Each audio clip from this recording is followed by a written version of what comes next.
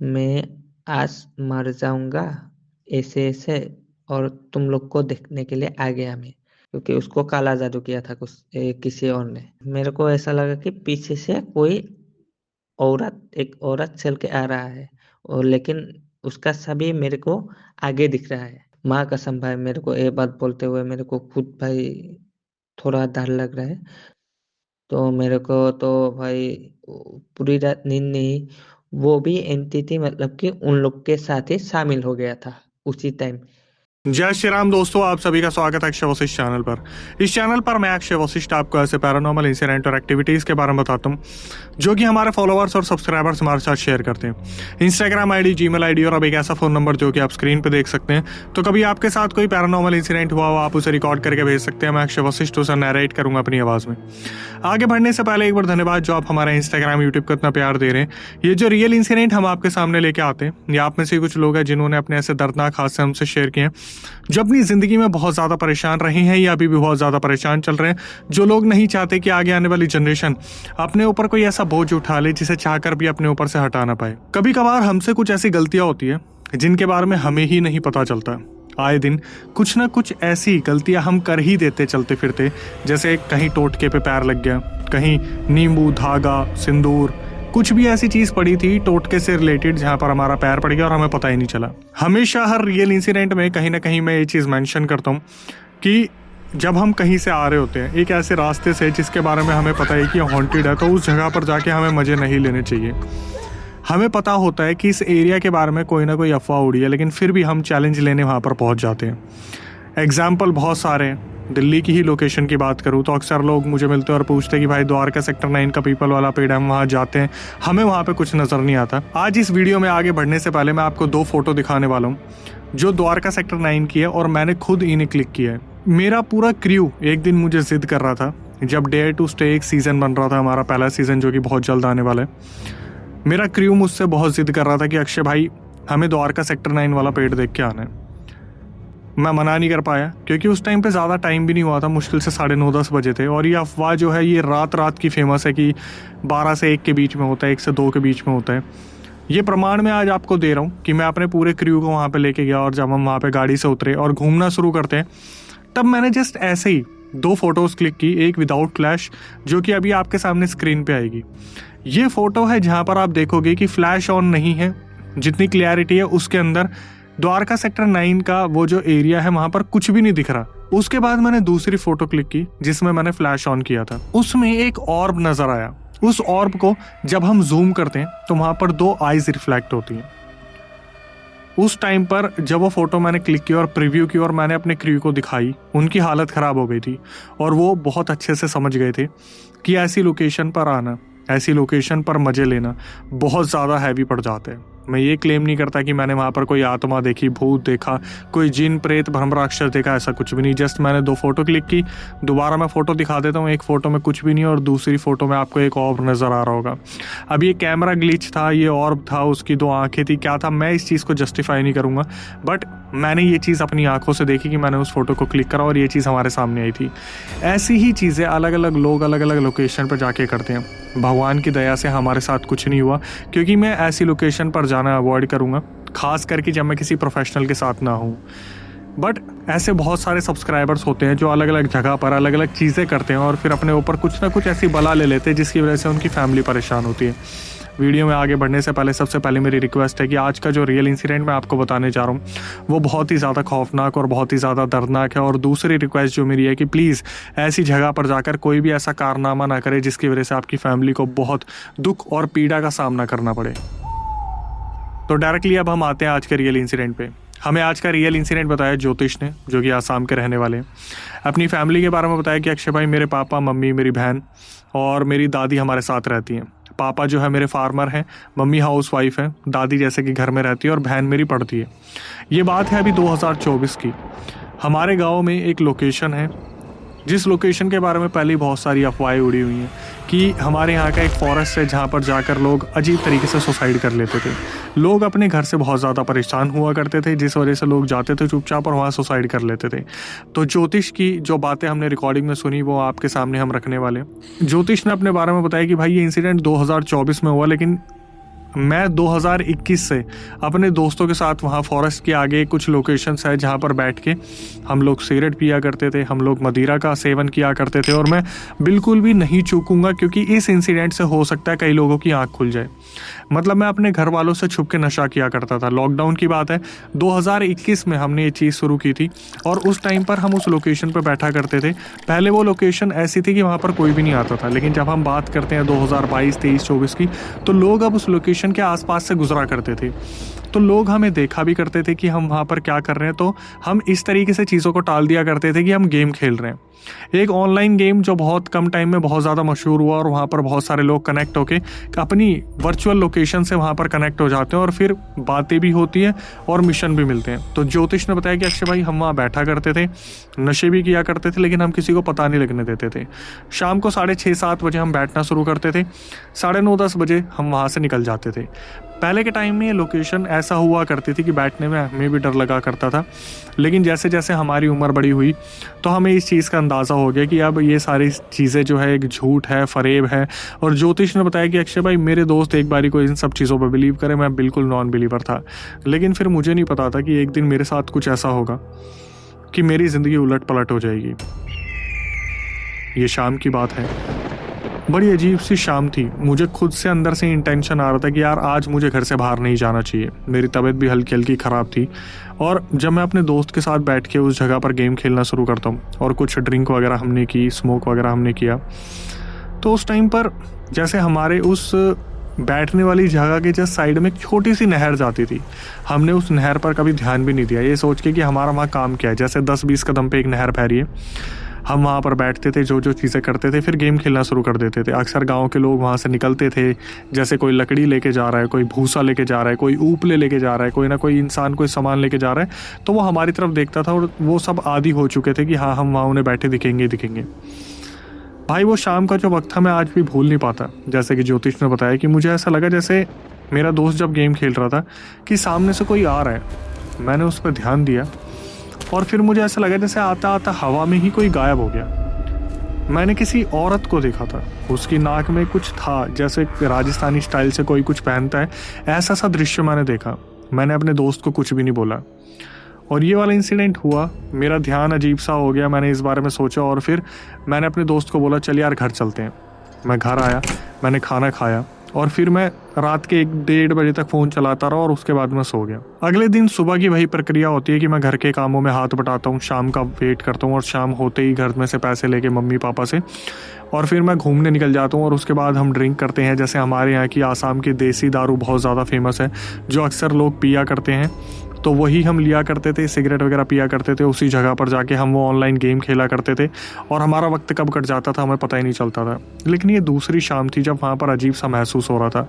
Drink हमने कर ली थी, स्मोक हमने कर लिया था और फिर बैठे बैठे अचानक से गेम खेलते खेलते मुझे ऐसा लगा जैसे पायल या पजेब की आवाज़ आई और ये चीज़ मेरे दोस्त ने भी सुनी और हम आपस में बातचीत करने लगे कि यार ऐसा नहीं लग रहा जैसे आसपास से कोई आ रहा है। रात के 10:30 बज गए थे, आज टाइम थोड़ा ज़्यादा हो गया था। फिर भी दोस्त बार बार इंसिस्ट कर रहा था कि एक और गेम खेल लेते हैं और ज्योतिष ने बोला कि यार ये वक्त मुझे ठीक सा नहीं लग रहा, पता नहीं क्यों मुझे कल भी अजीब सा लगा और मुझे आज भी अजीब सा लग रहा है। इन लोगों ने क्या करा, टॉर्च जो है फ्लैश वगैरह ऑन करी, इधर उधर देखना शुरू करा, तो ऐसा लगा जैसे सामने से कोई आ रहा है, लेकिन आते आते फिर दोबारा कोई गायब हो गया।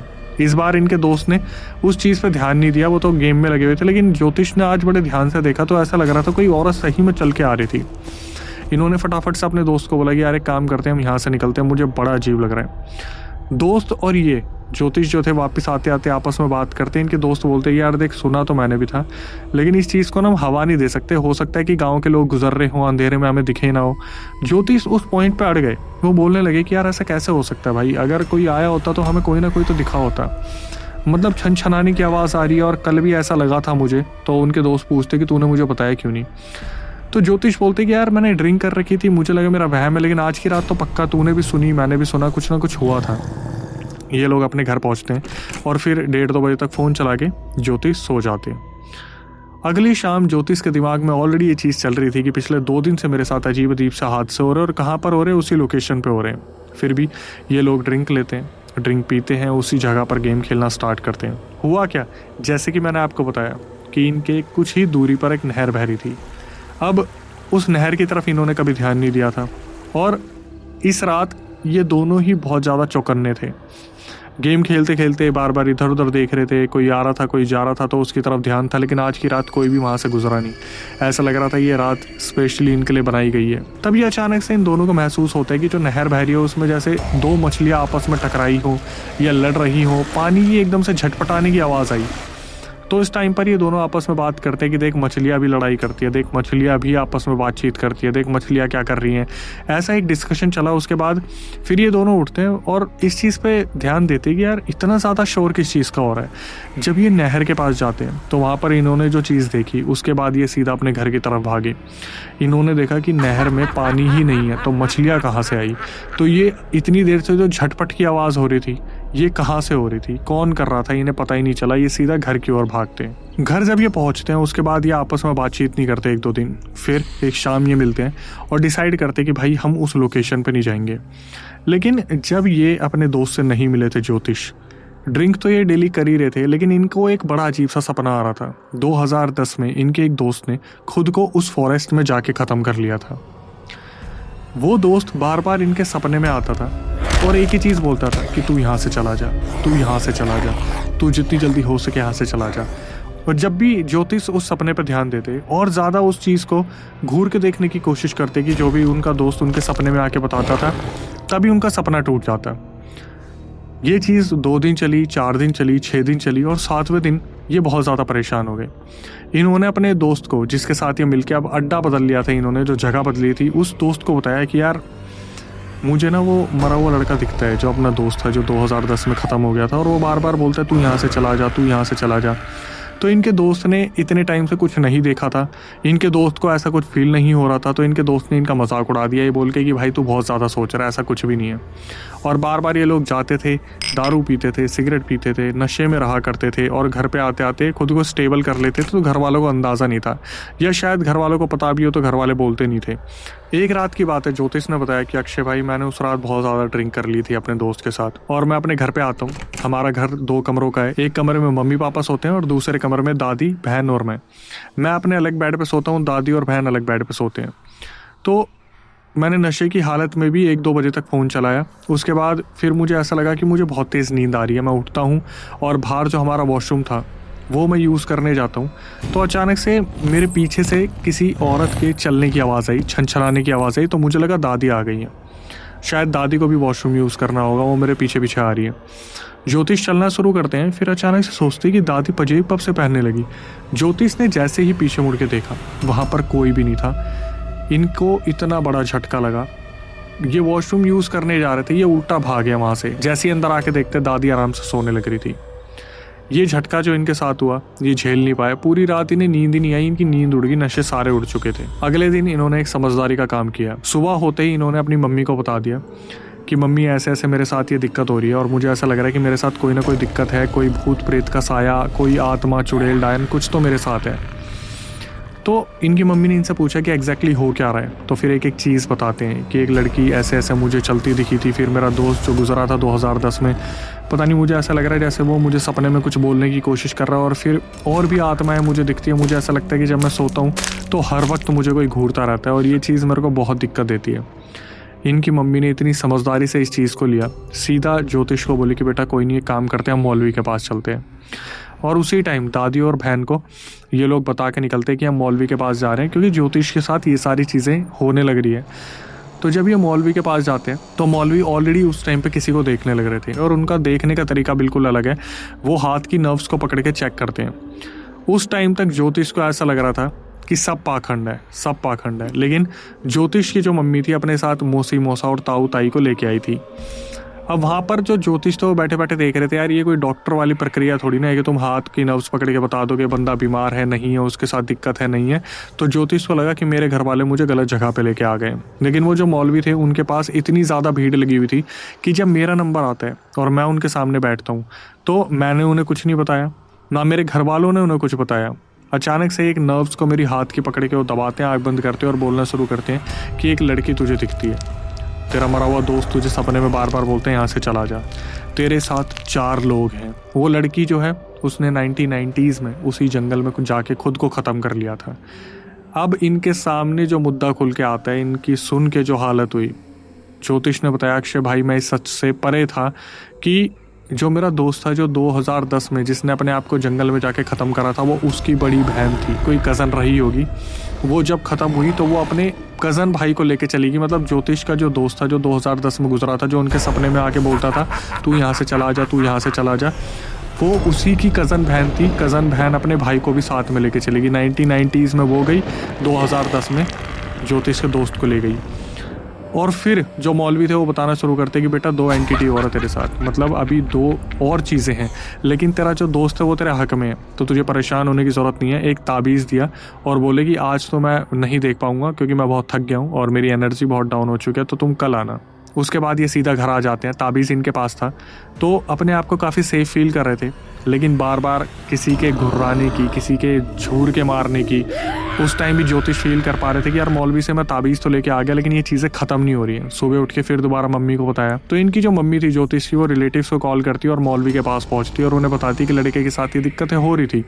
तो मौलवी बोलते कि जब मैंने इलाज नहीं करा, मैंने सिर्फ चेक करके बताया, प्रोटेक्शन के लिए मैंने एक ये चीज़ दे दी थी लड़के को ताबीज़, तो वो चीज़ें तो फील होनी बनती हैं। उस टाइम भी ये बताया गया ज्योतिष के पीछे 4 लोग खड़े हैं, एक औरत, उसका दोस्त और 2 आदमी। अब वो 2 आदमी कौन है उनके बारे में बताना शुरू करा। वो जो 2 आदमी थे वो इन्हीं के गांव के लोकल थे और वो इन्हीं की तरह जैसे ज्योतिष और उनके दोस्त ड्रिंक करते थे, गांव में घूमा करते थे, वो दोनों लड़के भी ऐसे ही ड्रिंक करके गांव में घूमा करते थे। तो उस टाइम पर उन मौलवी ने बताया कि ये जो 2 लड़के थे, इनमें से एक लड़का उस दिन उस रास्ते से आ रहा था और वो रास्ता कब्रिस्तान की तरफ पड़ा। कब्रिस्तान को क्रॉस करता हुआ जहाँ पर ये इंसिडेंट हो रहे हैं, जहाँ पर लोग अपने आप को ख़त्म कर रहे हैं, वो जो लड़का था एक वहीं से गुजरता हुआ निकला और उसके ऊपर ये एंटिटीज़ हावी हो गई। तो ठीक है जो हुआ हुआ, लेकिन ये सारी चीज़ें ज्योतिष के साथ क्यों हो रही थी कि वो लोग ज्योतिष से कनेक्ट हो रहे थे। तो वो जो लड़का था वो घूमता फिरता उस दिन ज्योतिष के पापा से मिलने आया था। तो ज्योतिष की मम्मी ने ये चीज़ बोल दी कि बेटा मेरी दवाई ख़त्म हो रही है, तो क्या दुकान से तू दवाई ले आएगा। अब वो लड़का एंटिटीज़ से इस तरीके से पोसेस हो रखा था कि वो पैसे लेके गया और अपने घर उन पैसों से जिससे दवाई लेनी थी उससे कच्ची दारू खरीदी और अपने घर पे गया और दारू पी के वो वहीं पे लटक गया। तो ये था तीसरा। इसके बाद आता है वो चौथा दोस्त जो उसी जगह पर ड्रिंक किया करता था। वो भाई जो थे वो सपने में ही ख़त्म हो गए और इन सब को ले जाने वाली वही एक आत्मा थी, वो चुड़ैल डायन जो भी थी, जिसने खुद को 1990s में ख़त्म किया था और वो अब ले जाना चाहती थी ज्योतिष को। तो अब पूछा गया कि भाई इलाज क्या है। तो इलाज के तौर पर बताया कि भाई इलाज तो इनके दोस्त ही बता रहे थे जो इस दुनिया में नहीं थे, जिसने 2010 में खुद को ख़त्म करा था। तो मौलवी ने बताया कि तुम्हारा जो दोस्त आके तुम्हें सपने में बोलता है कि तू यहाँ से चला जा, तुझे इस जगह को छोड़ के जाना पड़ेगा। तो वैसे भी इनके कॉलेज में जाने का टाइम आ रहा था ज्योतिष का। तो उस टाइम पर जो ज्योतिष की मम्मी थी उन्होंने बोला कि मैं इसे कॉलेज के लिए भी कहीं बाहर भेज दूंगी, लेकिन कोई इलाज के लिए कोई चीज़ दो जिससे लड़का सेफ रहे। तो जो मौलवी थे उन्होंने क्या करा, ताबीज़ दिया और कुछ चीज़ें फूंक के दी और बता दिया कि रोज़ तुम्हें इसके 2-3 दाने अपने कमरे में फैलाने हैं। हुआ क्या, 1 हफ्ते तक बिल्कुल सब कुछ ठीक रहा। उसके बाद ज्योतिष ने जो चीज़ें बताई वो इतनी डरावनी थी। ज्योतिष ने बताया कि अक्षय भाई 1 हफ्ते बाद मेरे घर वालों ने मेरा गुवाहाटी में एडमिशन करवा दिया कॉलेज में और वहाँ पर मेरे को एक फ़्लैट दिला दिया। उस फ्लैट का किराया बहुत कम था और उस फ्लैट में मैं अकेला रहता था। बस इतनी जगह थी मेरा सामान रखा जाए, मैं सो जाऊँ, एक टेबल फ़ैन, ऊपर फ़ैन और हल्का फुल्का इंतज़ाम करा हुआ था। पहले दिन मैं कॉलेज गया, दूसरे दिन मैं कॉलेज गया और दूसरी रात मैं सोने के लिए लेटा ही था, अचानक से मुझे स्लीप पैरालिसिस हो गया। मतलब ज्योतिष ने बताया कि मैं सब कुछ देख पा रहा हूँ, मैं सब कुछ देख पा रहा हूँ पर हिल नहीं पा रहा। इतनी ही देर में मैंने एक टेबल फ़ैन ऑन करा था जो अपने पैरों की तरफ कर रखा था कि मेरे पैर बहुत ज़्यादा गीले थे। मैं जस्ट आके अपने पैर धो के लेटा ही था कि मैं पैर सुखा लूँ, उसके बाद अपने चेहरे की तरफ करूँगा। तभी मेरी नज़र पड़ती है मेरे बगल में वो जो लड़की थी जिसने 1990s में खुद को ख़त्म करा था, वो मेरे जस्ट चेहरे के बगल में बैठ के मेरी तरफ पंखा घुमा रही है। पंखा घुमा रही है, वो जो लकड़ी का आपने देखा जो गाँव में घुमाते, वो घुमाने लग रही है और मैं उस पोजीशन में स्टक हो गया। मैं सिर्फ ये सोच रहा था कि मेरे पास कहीं से कॉल आ जाए, उस रिंगटोन से मैं उठ जाऊं। मैं ऐसी स्लीप पैरालिसिस में गया, वो स्लीप पैरालिसिस नहीं था, मैं दब गया था। मेरे साथ वो इंसिडेंट हुआ कि मैं बता नहीं सकता कि मैं चिल्लाने की कोशिश कर रहा हूँ, मेरी आवाज़ नहीं निकल रही। ज्योतिष ने पूरा दम लगाया, पूरा दम लगा के उन्होंने फ़ोन उठाया और उठे, सीधा मम्मी को फ़ोन करा और बता दिया मम्मी मेरे साथ ऐसा ऐसा हो रहा है। इनकी मम्मी ने बोला कि फटाफट से या तो अभी की अभी या सुबह पहली बस पकड़ के वापस आ जाओ। पहली बस पकड़ के ज्योतिष जो है अपनी मम्मी के पास वापस जाते हैं और मौलवी के पास पहुंचते हैं और उन मौलवी को बताते हैं कि आपने ट्रीटमेंट करा, उसके बाद भी वो लड़की इसे कैसे दिख रही है, कहाँ चूक रह गई। वो मौलवी हाथ की नस पकड़ते हैं और साफ साफ बता देते हैं कि आपको मैंने कुछ दाने दिए थे छिड़काने के लिए, आप लेके गए। उस टाइम पर इन्हें फिर दोबारा याद आया कि भाई वो जो दाने थे वो ले जाने थे, उनको छिड़कना था और वो जल्दीबाजी में ये भूल गए, जिस वजह से वो एंटिटीज़ पीछे पीछे आ गई। 2024 से 2025 आ गया। ज्योतिष के साथ ये चीज़ें अब तो नहीं हो रही, क्योंकि उनके पास ताबीज़ भी और वो दाने भी, हर बार जब भी दाने ख़त्म होते तो ये दाने वापस लेने जाते मौलवी के पास से, और दाने उन्हें मिलते भी हैं। लेकिन इस चीज़ का परमानेंट सॉल्यूशन सिर्फ यही है कि जैसा मौलवी ने बताया कि कम से कम 6 महीने 1 साल तुम्हें करते रहना पड़ेगा, और उस ताबीज़ को तुम उतार नहीं सकते कम से कम 1 साल तक। और फिर उसके बाद एक वक्त आएगा जब वो गले से अपने आप ताबीज़ उतर जाएगा, तब तक तुम्हें ये करना ही पड़ेगा। इसके बाद ज्योतिष ने बताया कि अक्षय भाई, अब मेरी ज़िंदगी में सब कुछ नॉर्मल है और मैं कोशिश करता हूँ कि मैं कभी इस बारे में ना सोचूँ और मैं उस जगह पर कभी ना जाऊँ। और मैं सबसे ये रिक्वेस्ट करता हूँ, जितने भी मेरे सब्सक्राइबर है, कि भाई प्लीज़ ऐसी लोकेशन पर जाना बंद करो जहाँ पहले ही अफवाह उड़ी हुई है। कोशिश करो ऐसी जगह को जितना ज़्यादा हो सके इग्नोर करो, मत जाओ। तुम कुछ करोगे तुम्हारे घर वाले पछताएंगे, और उसके बाद तुम भी पछताओगे, पूरी ज़िंदगी पछताओगे। ज्योतिष ने मेंशन करा कि अक्षय भाई, मैं खुद वहाँ जाता था, मैंने इतनी बड़ी कुल्हाड़ी अपने मुंह पे मारी है, मैं कहूँ कि मैंने मुंह अपना कुल्हाड़ी पे दे मारा, कि ये ताबीज़ अब मेरे साथ हमेशा रहता है। मैं इतना अनकंफर्टेबल हूँ इस ताबीज़ को लेके। सब मुझसे कॉलेज में पूछते हैं भाई क्या पहन रखा है, किन सब चीज़ों पर बिलीव करता है। मैं किसी को बिलीव भी नहीं करवा पाता, और ये ताबीज़ अब मेरा जैसे एक पता नहीं रक्षा सूत्र सा बन गया, और लेकिन मुझे लेके इसे घूमना ही पड़ता है, मैं इसे उतार भी नहीं सकता। तो जनता से इन्होंने यही कहा है कि भाई प्लीज़ थोड़ा ध्यान में रहो, मत करो ऐसी गलती जिसकी वजह से आपको लेने के देने पड़ जाए।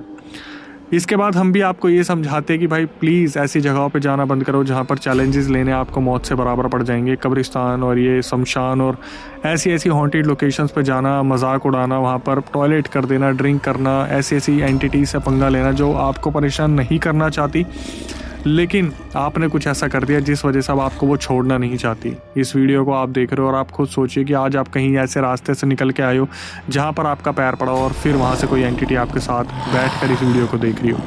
खैर, डराने का मेरा ऐसा कोई मोटिव नहीं था, लेकिन फिर भी आखिरी में आके जो चीज़ें मैं आपको समझाता हूँ, इस वीडियो को शेयर कर देना उन लोगों तक जो बेपरवाह होकर रोडों पर चलते हैं, जिनको कोई फ़र्क नहीं पड़ता कि उनका पैर कहाँ लग जाएगा, या कहीं भी घूमने चल देते हैं ये देखे बिना कि उनकी खुद की हालत क्या है, उन्होंने कितनी पी रखी है और किस लोकेशन पर वो जा रहे हैं।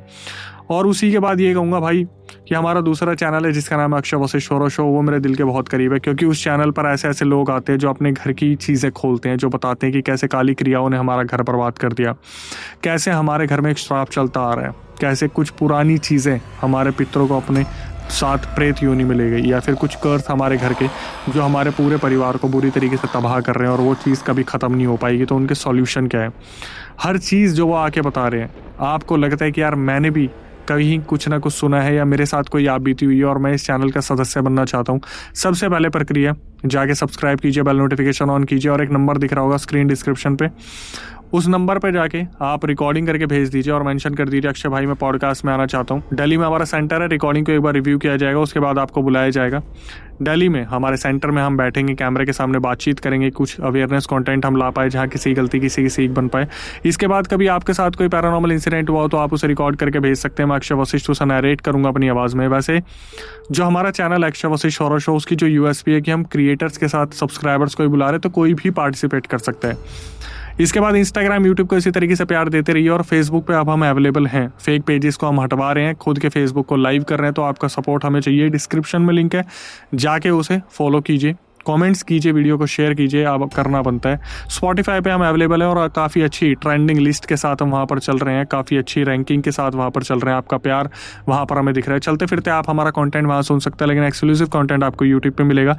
इसी तरीके से प्यार बनाए रखिए, घर में पिलर बन के रहिए, अपने घर वालों को मजबूत बना के रखिए।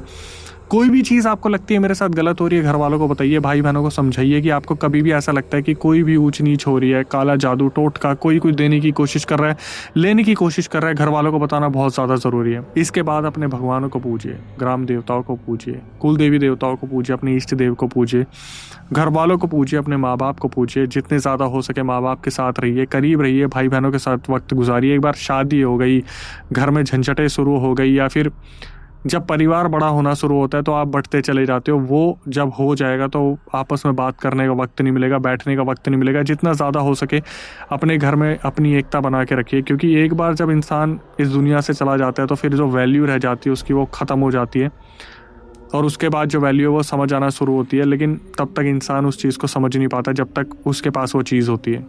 टिल देन, नई वीडियो नए पॉडकास्ट आने तक stay tuned with the channel. मौलवी ने 4 एंटिटी बताया मेरे को, तो और 2 है उन 2 लोग को भी उसने मारा, क्योंकि हमारा गांव में देसी दारू बहुत फेमस थे। 2 सारा भी ऐसे थे कि उनको भाई 2 बजे भी वो लोग जाते थे शराब पीने। जो जिस रास्ते से जाते थे ना, उधर में ही वो एंटिटी सब उधर में ही रहते थे, क्योंकि उधर में कम से कम कब्रिस्तान ही बोल सकते हो, कम से कम वो भाई वो उधर में घर में फांसी दे के मर गया भाई।